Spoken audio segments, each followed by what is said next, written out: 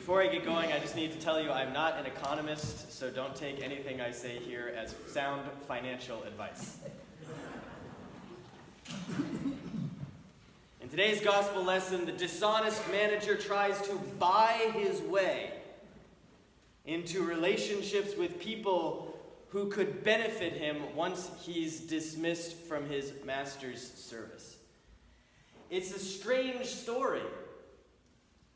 But as I reflect on it, I keep coming back to one fundamental question. What is money? And a second question derives from the first. How does our view of money influence our relationships? These are bigger questions than a 10-minute sermon can address, but I hope I can at least give you some food for thought. But before I get going, does anybody have a $20 bill I can borrow? I'm serious.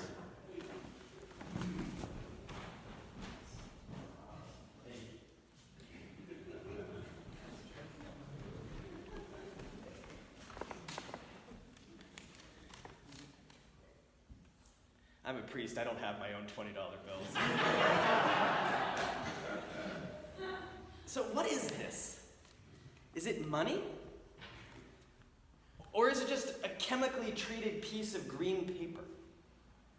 If I tear this in half, will each half be worth $10? No. So here are two true statements. True, I can trade this piece of paper for goods and services here in the United States and in other countries as well. Also true, in a post-apocalyptic dystopian future, this piece of paper won't mean anything. We'll be trading water purification tablets as currency. So what is this?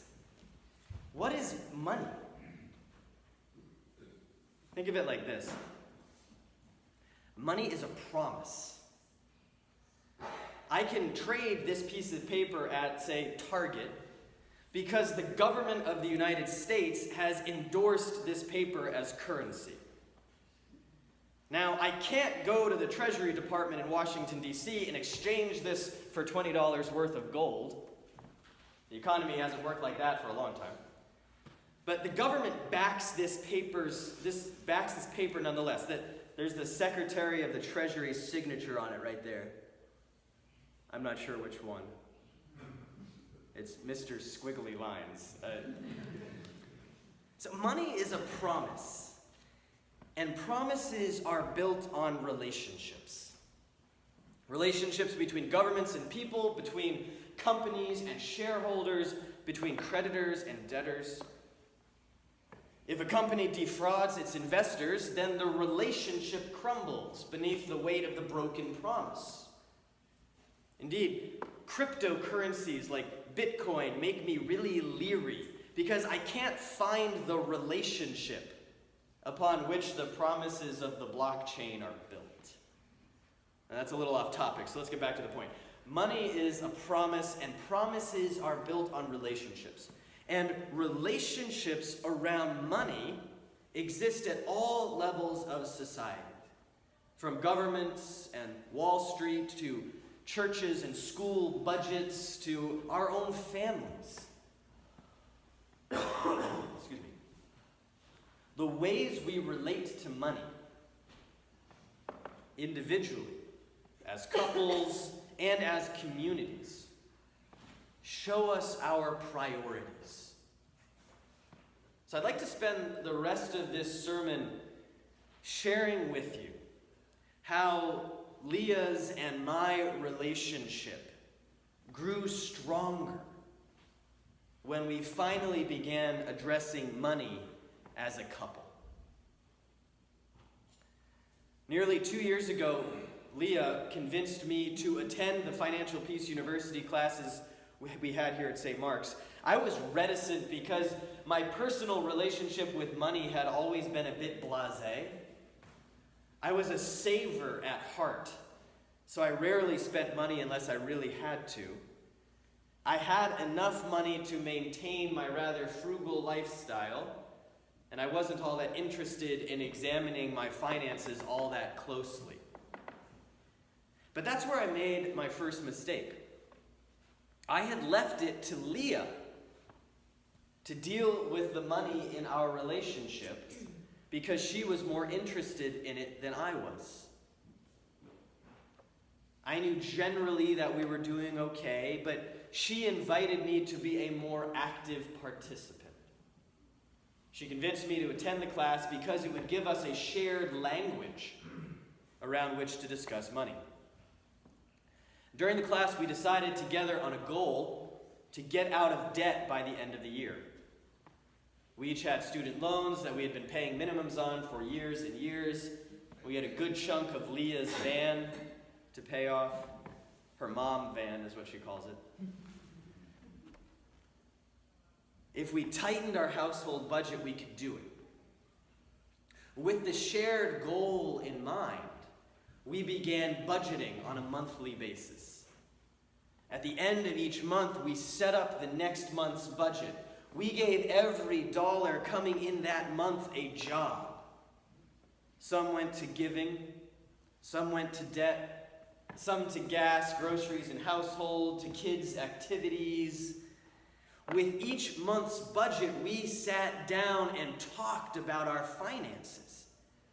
The meetings became a norm, and now, a year after we paid off Leah's van, we're still doing our monthly budgets. They have become part of our routine. Talking about how we are allocating our money each month might not at first blush seem like we're talking about our relationship. But we are. Because where we put our money shows us our collective priorities. By talking through these priorities each month, our relationship has grown stronger. Before we went through this process, we never talked about money, which means we were missing a huge opportunity to discuss our future. So I no longer think of money as pieces of paper or numbers in a bank account, the only purpose of which is to accumulate more pieces of paper or higher numbers in the bank account. I think of money as a language that we use in our relationships to communicate our priorities. Jesus says something similar when he says, you cannot serve two masters. He's inviting us to prioritize. You cannot serve both God and money, so whom will you serve? The God of love, who is made known in life-giving relationships, or the accumulation of dollars, which totally misses the relational aspect of money? I invite you to begin thinking about money in this relational way. Notice how your relationship with money communicates your priorities, whether you're conscious of those priorities or not. If you're not conscious, begin budgeting and your priorities will come into focus really quickly, and you'll realize you spend lots of money in restaurants. And if that's truly your priority, if good food enjoyed out several times a week is really where you want your money to go, then so be it. That's great. But if the money spent eating out is preventing you from realizing other priorities, then you shuffle the budget to reflect how you want to live. And while you budget, pray for a discerning heart to recognize how God yearns for you to live. So we'll finish this sermon with a quick budgeting example. I said you couldn't tear this bill into two $10 bills, but you can exchange it for $21 bills. So I'm going to budget this $20 bill to reflect Leah and my current priorities. Okay? So here we go. So We start with $2 to God's mission here at St. Mark's right off the bat as our tithe. Now remember, this isn't actually $2. It's 10% of $20. You got how I'm doing this? Okay. So, $2 right off the bat to God's mission here at St. Mark's. That's our tithe. All right. Let's see. $3 to our Roth IRAs because we're saving 15% of our income for retirement. There we go. That's 5. So what do we do with these other 15? $1 for the kids' college fund. $4 for gas and groceries. 1, 2, 3, 4 more for, a lot of catch-all things, household expenses, clothes, kids' activities, gifts, vacation savings, spending money. You guys remember what I spent all my spending money on this year, right? Yeah, we do. The Millennium Falcon Lego is what I'm talking about. So, 2 more for insurance and other boring stuff. Sorry if you're an insurance agent. So you can see, that's $16 total. So we have 4 left. But we've planned our giving, our saving, and our spending for the month. So what's the next priority? Now it's time for Leah and me to dream together with the last $4.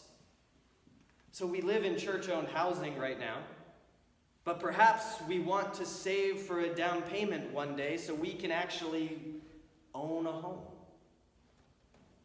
So we put the rest in that collective dream.